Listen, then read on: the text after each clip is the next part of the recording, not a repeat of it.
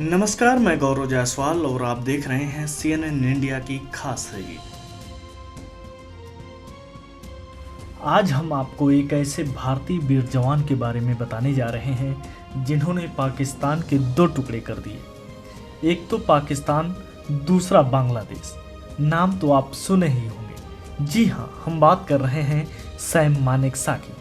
उनका पूरा नाम सैम होर्मुज़जी फ्रामजी जमशेदजी मानेकशॉ था, लेकिन शायद ही कभी उनके इस नाम से पुकारा गया। उनके अफसर तो उन्हें सैम कहकर पुकारते थे या सैम बहादुर। सैम को सबसे पहले शोहरत मिली साल 1942 में। दूसरे विश्व युद्ध के दौरान बर्मा के मोर्चे पर एक जापानी सैनिक ने अपनी मशीन गन की 7 गोलियां उनकी आंतों, जिगर और गुर्दों में उतार दी। उनकी जीवनी लिखने वाले मेजर जनरल वीके सिंह बताते हैं, उनका कमांडर मेजर जनरल कोवान ने उसी समय अपना मिलिट्री क्रॉस उतारकर उनके सीने पर इसलिए लगा दिया क्योंकि मृत फौजी को मिलिट्री क्रॉस नहीं दिया जाता था। जब मानेकशॉ घायल हुए थे तो आदेश दिया गया था कि सभी घायलों को उसी अवस्था में छोड़ दिया जाए, क्योंकि अगर उन्हें वापस लाया जाता है तो पीछे हटती बटालियन की गति धीमी पड़ जाती।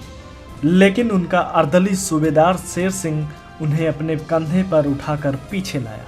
तब सूबेदार शेर सिंह ने डॉक्टरों की तरफ अपनी भरी हुई राइफल तानते हुए कहा था, हम अपने अफसर को जापानियों से लड़ते हुए अपने कंधे पर उठाकर लाए हैं।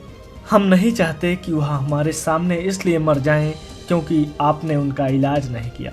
आप इनका इलाज करिए, नहीं तो मैं आप पर गोली चला दूंगा। डॉक्टर ने अनमने मन से उनके शरीर में घुसी गोलियां निकाली और उनकी आंत का क्षतिग्रस्त हिस्सा काट दिया। आश्चर्यजनक रूप से सैम बच गए। पहले उन्हें मांडले ले जाया गया, फिर रंगून और फिर वापस भारत लाया गया। साल 1946 में लेफ्टिनेंट कर्नल सैम मानेकशॉ को सेना मुख्यालय दिल्ली में तैनात किया गया। 1948 में जब बीपी मेनन कश्मीर का भारत में विलय कराने के लिए महाराजा हरि सिंह से बात करने श्रीनगर गए तो सैम मानेकशॉ भी उनके साथ थे।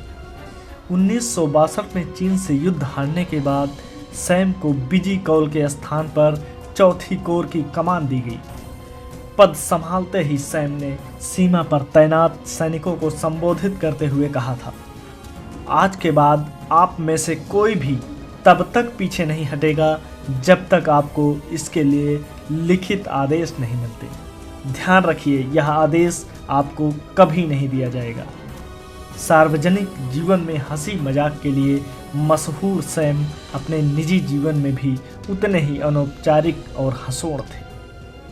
उनकी बेटी माया दारूवाला ने बताया, लोग सोचते हैं कि सैम बहुत बड़े जनरल हैं, उन्होंने कई लड़ाइयाँ लड़ी हैं, उनके बड़ी बड़ी मूछें हैं, तो घर में भी उतना ही रौब जमाते होंगे, लेकिन ऐसा कुछ भी नहीं था। वे बच्चे की तरह हमारे साथ शरारत करते थे। कई बार तो हमें कहना पड़ता था कि डैड स्टॉप इट। जब वो कमरे में घुसते थे तो हमें यह सोचना पड़ता था कि अब यह क्या करने जा रहे हैं। शरारतें करने की उनकी यह अदा उनको लोकप्रिय बनाती थी, लेकिन जब अनुशासन या सैनिक नेतृत्व और नौकरशाही के बीच संबंधों की बात आती थी तो सैम कोई समझौता नहीं किया करते थे। मानेकशॉ को अच्छे कपड़े पहनने का शौक था। अगर उन्हें कोई निमंत्रण मिलता था जिसमें लिखा हो कि अनौपचारिक कपड़ों में आना है तो वह निमंत्रण अस्वीकार कर देते थे।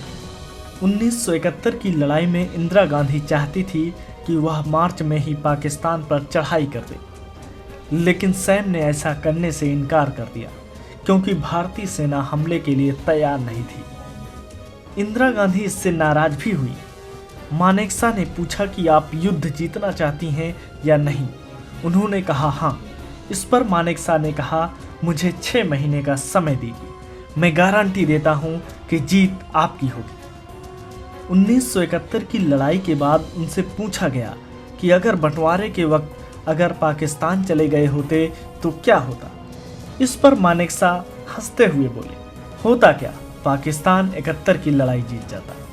फील्ड मार्शल मानेकशॉ की सर्विस 1934 से 2008 तक थी, जिसमें उन्होंने दूसरे वर्ल्ड वार, 1962 के भारत चाइना वार, 1965 के भारत पाकिस्तान वार और 1971 के भारत पाकिस्तान वार में हिस्सा लिया। भारत चाइना वार और उसके बाद की सारी लड़ाइयाँ मानेकशॉ की लीडरशिप में लड़े गए थे। मेजर जनरल बीके सिंह बताते हैं कि एक बार इंदिरा गांधी जब विदेश यात्रा से लौटी तो मानेकशॉ उन्हें रिसीव करने पालम हवाई अड्डे गए। इंदिरा गांधी को देखते ही उन्होंने कहा कि आपका हेयर स्टाइल ज़बरदस्त लग रहा है। इस पर इंदिरा गांधी मुस्कुराई और बोली, और किसी ने तो इसे नोटिस ही नहीं किया। पाकिस्तान के इस लड़ाई के बाद सीमा के कुछ इलाकों की अदला बदली के बारे में बात करने सैम मानेकशॉ पाकिस्तान गए। उस समय जनरल टिक्का पाकिस्तान के सेनाध्यक्ष हुआ करते थे। पाकिस्तान के कब्जे में भारतीय कश्मीर की चौकी थाकोचक थी, जिसे छोड़ने के लिए वह तैयार नहीं था। जनरल एसके सिन्हा बताते हैं, टिक्का खान सैम से 8 साल जूनियर थे और उनका अंग्रेजी में भी हाथ थोड़ा तंग था, क्योंकि वो सूबेदार के पद से शुरुआत करते हुए इस पद पर पहुंचे थे। उन्होंने पहले से तैयार वक्तव्य पढ़ना शुरू किया। There are 3 alternatives to this. इस पर मानेकशॉ ने उन्हें तुरंत टोका, जिस स्टाफ ऑफिसर की लिखी ब्रीफ आप पढ़ रहे हैं उसे अंग्रेजी लिखनी नहीं आती। अल्टरनेटिव्स हमेशा 2 होते हैं, 3 नहीं। हाँ, संभावनाएं या पॉसिबिलिटीज 2 से ज़्यादा हो सकती हैं। सैम की बात सुनकर टिक्का इतने नर्वस हो गए कि हकलाने लगे और थोड़ी देर में वो थाकोचक को वापस भारत को देने को तैयार हो गए। ऐसे थे वीर सैम मानेकशॉ।